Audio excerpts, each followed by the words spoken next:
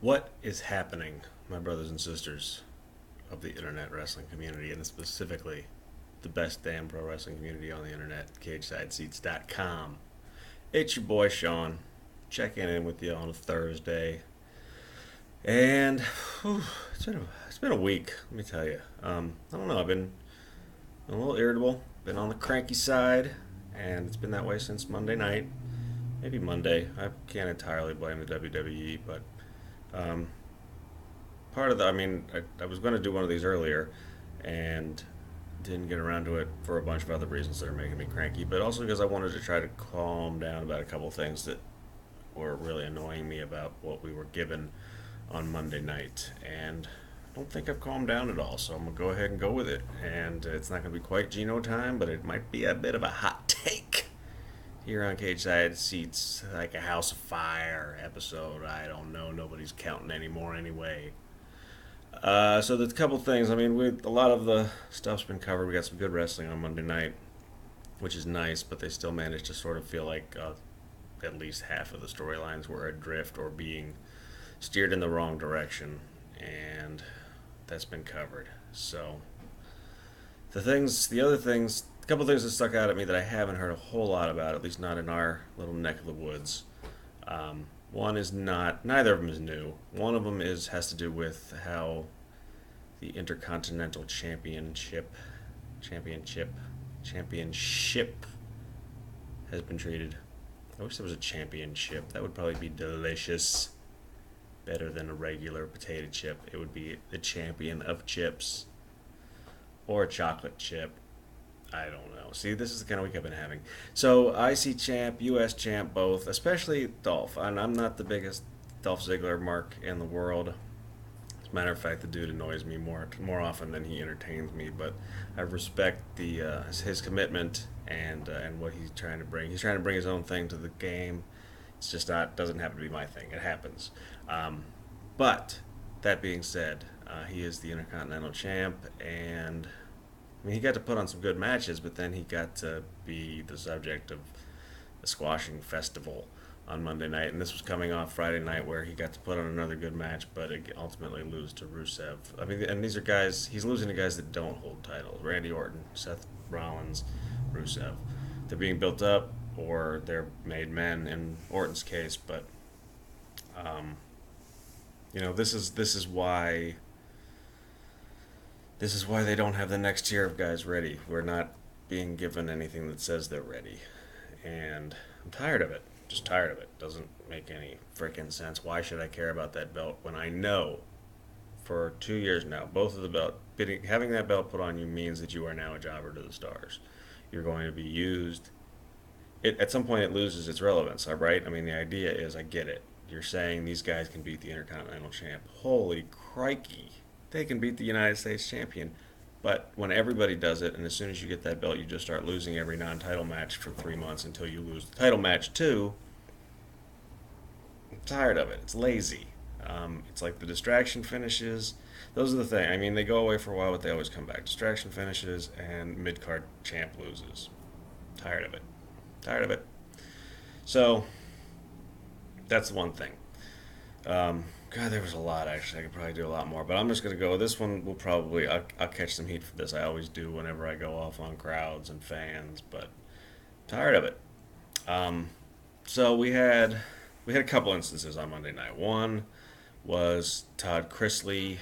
I think that's his name. I don't know. The only way I know him is from the commercials that they run during Raw. I don't watch reality television, and it sort of makes me sick to my stomach. But that being said, I understand. I'm sure this was. The fact that I give WWE credit for keeping Chrisley and the woman from Real Housewives of Atlanta out of any angles. They were just there. They promoted their stuff. It's probably part of their deal with NBC Universal. I think NBC owns Bravo as well, which runs the Real Housewives stuff. That might have just been because they were in Atlanta and there's a total Divas connection. Whatever.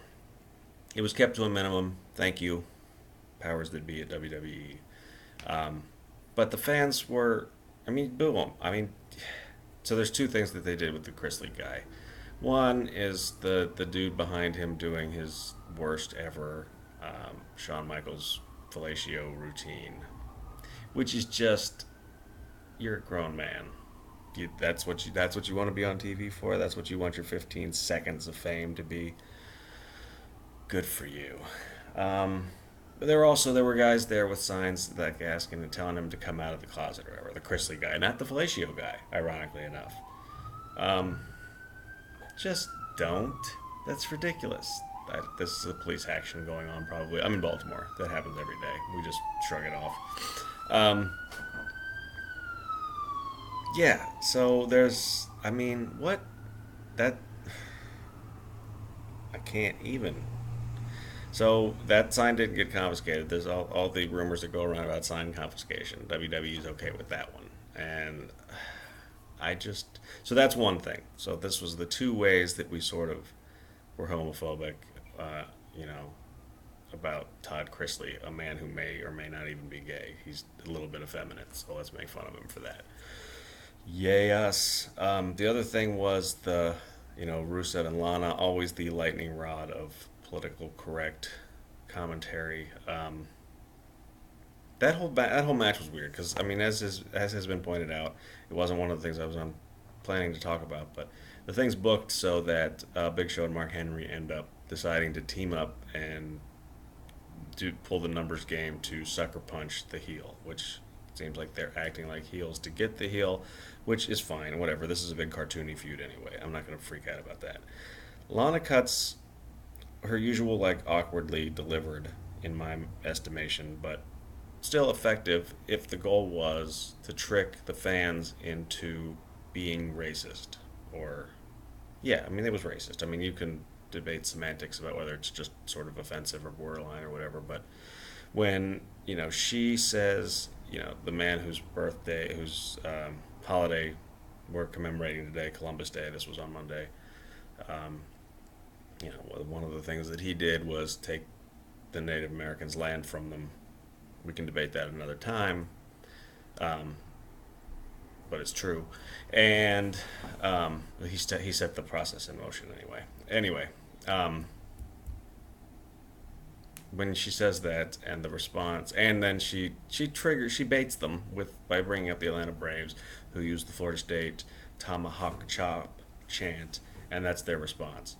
And that's, I mean, I guess maybe if everybody's drunk and that's just what you're doing, but that's in the news these days. There's the Washington D.C. football team, the Cleveland Indians mascot. These things are not, you're on the wrong side of history, I believe. If that's the hill you're going to die on, is we want our team's mascot to be allowed to offend people.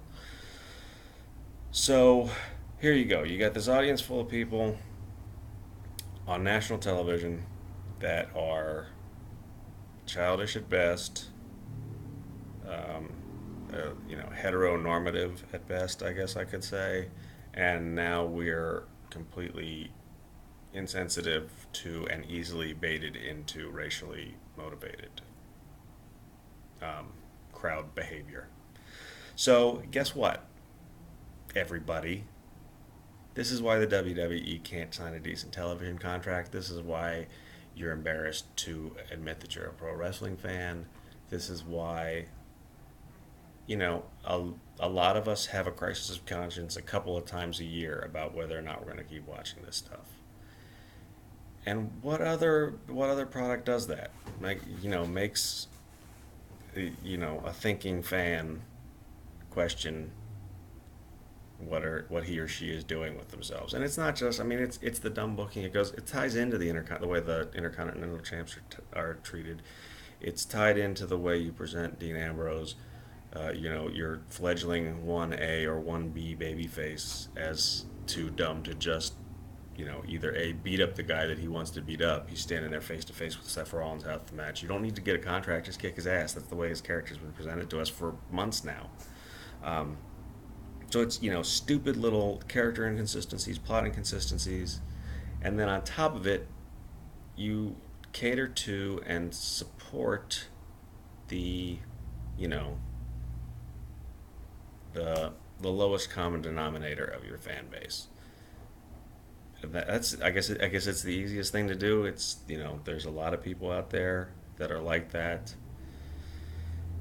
but it's just it goes into complete conflict with this notion of we're a publicly traded company that's family entertainment, um, and it boggles my mind. I mean, I just went through. I mean, this cognitive dissonance thing that I have. I just went through this because I'm a big fan of The Rock, and I wrote a piece saying, yes, he said some stupid stuff that I'm embarrassed to laugh at, but I did, and I don't know why. I get a soft spot for that guy. I have to reconcile that, but first of all, that took more effort than it should for a pastime, a hobby, and then on top of that, there's more. There's always more. There's always more. There's always something else offensive. There's always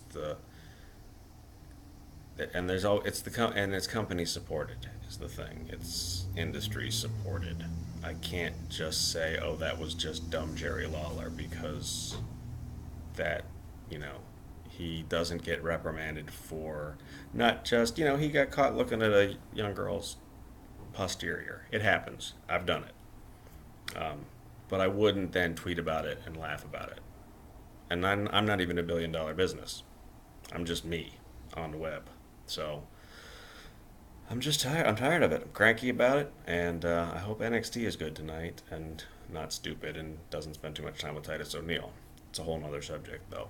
I'm ranting. I don't know how clear I am. I'm sorry. I'm not as good at this as my boss, so this wasn't quite Gino time. But I'm just tired of it. I'm tired of, when I wrote the piece about Jerry Lawler, I brought him up. This was, one of my first instance of being attacked on the internet was when I said Jerry Lawler was wrong for, tweeting gifs of him looking at Paige's butt, and and I also said that was a reason why WWE is in a pop culture ghetto. Nobody read that far into it. They just thought I was being a white knight for Paige, which I don't care. If Paige is alright with it, that's between Paige, but it's bad for other females in the industry, and it's bad for the image of the industry and men who like it. And anyway, I don't want to get back into that. One of the responses that I got to that post a lot was that maybe I shouldn't watch wrestling if that stuff bothered me, and maybe I shouldn't. Maybe that's what This is what I get. This is why I get cranky, because I do enjoy it and it's fun and I like a lot of it and it does amazing things that nothing else does. But it routinely just either pokes me in the kidneys or it just smacks me in the face with something that I'm not okay with, whether it's dumb storytelling or offensive behavior. And I shouldn't have to do that. I shouldn't have to reconcile that and rationalize that, all the gosh darn time. But I do. And I will continue to for a little while because I love you guys and girls. Because I like talking about it and I like the community that I've found to talk about it with. But at some point, I don't know. It may not be worth it, and it makes me cranky. So that's your theme for the week. There's a lot of other stuff that I could talk about. I'm running long though, so maybe I'll make time to come back and talk about Batista and the movies and Daniel Bryan being injured.